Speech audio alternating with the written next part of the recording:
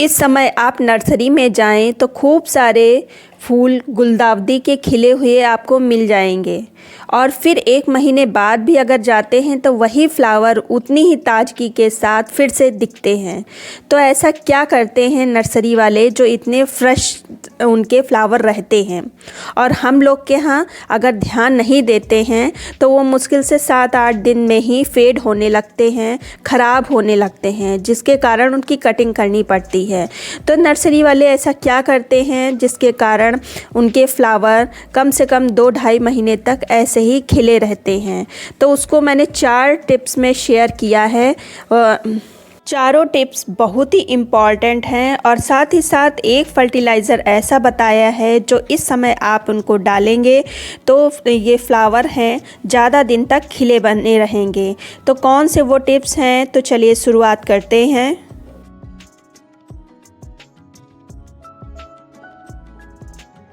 Number 1, अब जब पूरी तरह से फ्लावर खिल जाते हैं तो अब इनको मुश्किल से 1-1.5 घंटे की ही सनलाइट में रखें और साथ ही साथ जो रात में कोहरा पड़ता है उससे इनको बचाएं।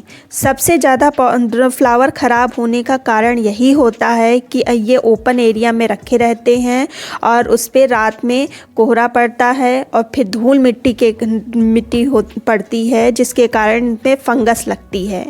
तो हो सके तो इनको शेड में रखें और कोहरे से बचाएं। साथ ही साथ जब आप पानी देते हैं तो शावरिंग ना करके डायरेक्ट गमले में किसी मग्घे की सहायता से या किसी पाइप की सहायता से सीधे पानी गमले में ही डालें।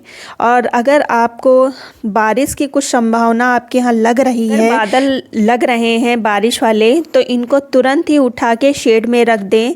अगर उठाना पॉसिबल नहीं है तो इसके ऊपर कोई पॉलीथीन वगैरह डाल दें। 2 दिन पहले मेरी तरफ बारिश हुई थी तो मैंने उठा के इनको शेड में रख दिया था और जो थोड़े से भारी उसमें लगे हैं पॉट में तो उनके ऊपर पॉलीथीन डाल दी थी, तो ये सब बचे हुए हैं। वरना अगर ऐसा नहीं करते तो 2 ही दिन के अंदर अंदर इनके ऊपर धूल मिट्टी पड़ के फिर ये ख़राब होने लगते, कीड़े वगैरह लग जाते, पेस्ट जो ब्लैक कलर के फिट्स होते हैं वो सब लग जाते और तुरंत ही इनको काटना पड़ता है। तो इसीलिए बारिश से इनको बचाएं, पानी से इनको बचाएं। फिर जो दूसरे नंबर का टिप्स है वो है मिट्टी को हमेशा मॉइस्ट रखें। जब फ्लावरिंग पूरी तरह से हो जाती है तो ये ज़रूरी होता है कि मिट्टी में हमेशा नमी बनी रहे, ना ही बहुत ही ज़्यादा सूखी हो और ना ही बहुत ही ज़्यादा जैसे कीचड़ वाली हो। अगर सूखी मिट्टी रखेंगे, पानी जैसे आप भूल जाएंगे, मिट्टी हमें बहुत ज़्यादा ड्राई हो जाएगी तो प्लांट शॉक में चला जाएगा। प्लांट की जो पत्तियां हैं वो लटक जाएंगी, फ्लावर लटक जाएंगे। फिर आप अगर पानी देते भी हैं तो उतना जल्दी इफ़ेक्ट नहीं करेगा और बहुत ही जल्दी उसके फ्लावर फेड होने लगेंगे। तो और उस दूसरी तरफ अगर मिट्टी बहुत ही ज़्यादा कीचड़ वाली हो जाएगी, बहुत डेली आप सुबह शाम पानी डालेंगे, बहुत मिट्टी गीली बनी रहेगी तो जो इसकी रूट है वो सांस नहीं ले पाएगी, जिसके कारण पौधा शॉक में चला जाएगा। अगर पौधा इस चीज़ का ध्यान रखें, ना बहुत ज़्यादा पानी डालें और ना ही बहुत कम पानी डालें। एक बार पानी डालें, भर के डालें, इसके जो होल है नीचे से वो पानी निकल जाए ऐसा पानी डालें। और फिर जब दोबारा पानी डालें तो अच्छे से चेक करके पानी डालें। जब मिट्टी ड्राई हो, हल्की सी ड्राई लगे तभी पानी डालें। फिर जो तीसरे नंबर का टिप्स है पेस्ट अटैक। गुलदाउदी पे जो सबसे ज़्यादा कॉमन प्रॉब्लम होती है वो ब्लैक कलर के फिट्स होते हैं, वो कलियों पर, फ्लावर पर लग जाते हैं। अगर हम ध्यान नहीं देते तो बहुत ही जल्दी, पहले एक फ्लावर पर लगता है फिर बहुत ही जल्दी पूरे फ्लावर इन्फेक्टेड हो जाते हैं। तो अगर 1-2 फ्लावर पर ऐसे पेस्ट लगे हैं तो उनको तो कट करके तुरंत हटा दें। अगर हटाएंगे नहीं तो बहुत ही जल्दी पूरे फ्लावर को इन्फेक्टेड कर देगा। तो 1-2 फ्लावर को आप हटा दें। अगर ज़्यादा फ्लावर पर लगे हैं तो आप इस पे इस समय केमिकल का स्प्रे नहीं कर सकते। आप उसकी जगह पर जो राख होती है उसका यूज़ कर सकते हैं, उससे भी कुछ हद तक राहत मिलती है। फिर 4th नंबर पर आता है इनका फर्टिलाइज़र। जब फ्लावर पूरी तरह से खिल चुके होते हैं तो नाइट्रोजन युक्त फर्टिलाइज़र देने से कोई फ़ायदा नहीं है। अब इनको देना है पोटेशियम युक्त फ्लावर, तो जिसके कारण ये ज़्यादा दिन तक खिले रहें। तो उसके लिए ये देखिए, मैंने कुछ दिन पहले ये फर्टिलाइज़र भिगो के रखे हैं। इनमें प्याज के छिलके, लहसुन के छिलके हैं और कुछ मैंने थोड़ी सी इसमें सरसों की खली भी डाली है। तो ये जो लहसुन के छिलके हैं, प्याज के छिलके हैं, इनमें बहुत प्रचुर मात्रा में होती है सल्फ़र। तो सल्फ़र के कारण जो मिट्टी में फंगस वगैरह लग जाती है तो उससे पौधा बचा रहेगा।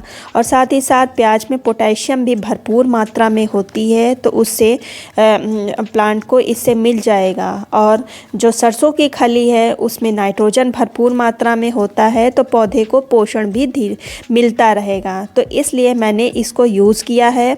फिर इसको यूज़ कैसे करना है, तो इसको हम पहले लेते हैं छान को। हम किसी जाली युक्त, ये जाली है जिसमें आलू वगैरह आते हैं, तो उससे हम डबल करके छान रहे हैं। और आधा मैंने इसका पानी लिया है, आधा मैं जो सिंपल वाटर होता है प्लेन, उसको हम मिक्स करके प्लांट को दे देंगे। और इतना 1 ग्लास से ज़्यादा पानी है और इतना पानी हम 4 गमलों में आराम से डाल सकते हैं। डालने से पहले ये चेक करिए कि मिट्टी आपकी हल्की सी मॉइस्ट होनी चाहिए। थोड़ा ही थोड़ा पानी इसका डालना है, बहुत ज़्यादा मात्रा में नहीं डालना है। तो फिर चलिए हम डाल लेते हैं अपने प्लांट्स पे। इस फर्टिलाइज़र से होगा ये कि आपके जो फ्लावर खिल चुके हैं उनको पोषण मिलेगा, ज़्यादा दिन तक खिले रहने की शक्ति मिलेगी। और साथ ही साथ जो कलियां अभी खिली नहीं हैं उनमें ताकत मिलेगी, बड़ी कलियां बनेंगी और अच्छे से फ्लावरिंग होगी। फिर इसके बाद बात आती है कि को अगर कोई फ्लावर का कलर पसंद आ गया है, आपको प्लांट उसका सेव करना है, तो ये जो नीचे सकर्स निकल रहे हैं उनकी आप अभी ही कटिंग लगा दें। हालांकि इस कटिंग से आपको फ्लावर नहीं मिलेगा, लेकिन नेक्स्ट ईयर के लिए आपके पास ये सेव हो जाएगा, आपके पास ये प्लांट सेव हो जाएगा। और इसकी कटिंग बहुत ही जल्दी लग जाएगी, मुश्किल से 7 दिन में ही गुलदाउदी की कटिंग लग जाती है। आपने मेरे प्लांट्स देख के ये अंदाज़ा तो लगा ही लिया होगा कि ये सभी प्लांट्स मैंने कटिंग से ही लगाए हैं। हालांकि लास्ट ईयर मेरे पास 3-4 कलर थे गुलदाउदी के, लेकिन मेरे सिर्फ येलो कलर कि उन सब प्लांट्स की भी मेरे पास कटिंग थी, लेकिन बस मेरे पास कलर आइडेंटिटी नहीं थी उनकी, तो मैंने उनको नहीं रखा। उनको जितने प्लांट्स मुझे ज़रूरत थे बस उतने ही रखे और सबको हटा दिया। तो सिर्फ एक ही कलर मेरे पास रह गया। हालांकि अब नर्सरी से मैं 1-2 प्लांट और भी लाऊंगी। तो कैसी लगी मेरी इन्फॉर्मेशन ज़रूर बताइएगा। अगर अच्छी लगी हो तो एक लाइक कर दीजिए, सब्सक्राइब कर लीजिए। मिलते हैं फिर किसी वीडियो में नई जानकारी के साथ, तब तक की गुड बाय।